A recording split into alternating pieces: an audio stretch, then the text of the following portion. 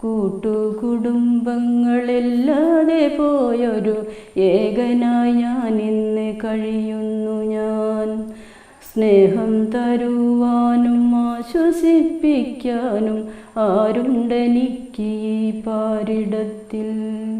ഒരു തുണ്ടു ഭൂമി പോലില്ലാതെ ഞാൻ ഇന്ന് അലയുകയാണല്ലോ എന്നുമെന്നും. എവിടെയും തങ്ങാത്ത ഈയുള്ള യാത്രയിൽ ആരാണെനിക്കൊരിടം തരിക, ആരാണെനിക്കൊരിടം തരിക.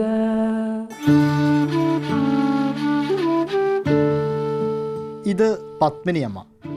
ശരിക്കും പറഞ്ഞാൽ മലപ്പുറം മക്കരപ്പറമ്പിലെ മേലേപുരക്കൽ വീട്ടിൽ പത്മിനി ഭാസ്കരൻ.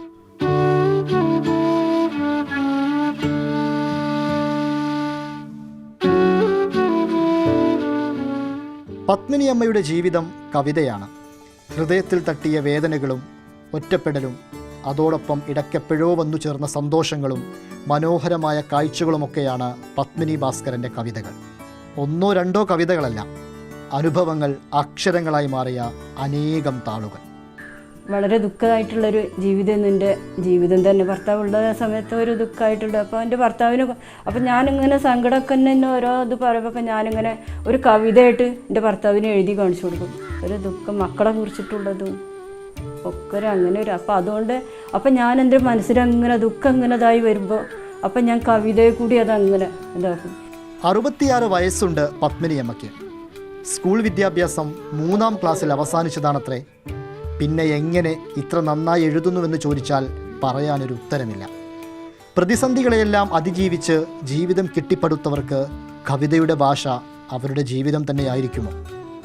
അല്ലെങ്കിൽ നന്നായി കവിതകൾ എഴുതുന്ന ഒരു പത്മിനി ഭാസ്കരൻ ഉണ്ടാവണമെന്നില്ലല്ലോ. ഓരോന്നെ കുറിച്ചിട്ട് ഇങ്ങനെ ചിന്തിക്കുക. അപ്പോൾ ചിന്തിക്കുമ്പോൾ മനസ്സിൽ താനങ്ങനെ വരികൾ ഇങ്ങനെ വരും, ഓരോ വരികൾ. അപ്പോൾ അത് ഞാൻ അപ്പോൾ കുറിച്ച് എഴുതിയിട്ട് പിന്നെ എനിക്ക് കിട്ടൂല. ഒരുപാട് കവിത ഉണ്ട് എനിക്ക് ഇപ്പോൾ മനസ്സിലാവില്ല.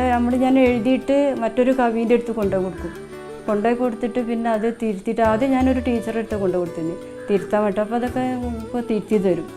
നബീനെ കുറിച്ചിട്ടുള്ളത് അങ്ങനെ നമ്മളെ ഭക്തിഗാനത്തിൻ്റെത് അങ്ങനെ. കവിതകൾ ഒരു പുസ്തകമാക്കണമെന്ന് അതിയായ ആഗ്രഹമുണ്ട് പത്മിനിയമ്മയ്ക്ക്. അതിനുള്ള വഴികൾ തെളിഞ്ഞു വരുന്നുണ്ടെന്ന സന്തോഷവും ആ മുഖത്തുണ്ട്. മകനെ കുറിച്ചുള്ള ദുഃഖവും പേറി ഞാൻ. സങ്കടമുണ്ട്. ഇത്രയും എഴുതിണ്ടാക്കി ഇത്രയും ഇതാക്കിയിട്ട് ഒരു മൂലക്കിലിട്ട് ഞാൻ മരിച്ചു പോയതൊക്കെ മണ്ണിലല്ലേ വയ്ക്കുക. അതിനുള്ള ഭയങ്കര സങ്കടമുണ്ട്. എനിക്കിപ്പോൾ അതിന് സന്തോഷമായി. ഇപ്പോൾ സന്തോഷമായി. മാഷ് വന്നു നിങ്ങളെ വിളിച്ചു അങ്ങനെയൊക്കെ ആയപ്പോഴേക്ക് വളരെ സന്തോഷമായി.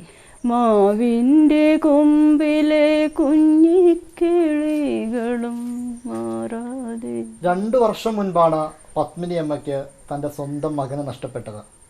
അമ്മയുടെ ജീവിതത്തിൽ മകനില്ല.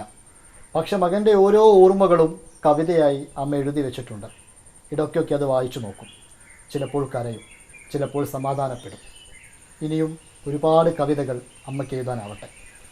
ക്യാമറമാൻ പ്രജോഷ് കുമാറിനൊപ്പം ഇംതിയാസ് കരീം, മാതൃഭൂമി ന്യൂസ്, മലപ്പുറം.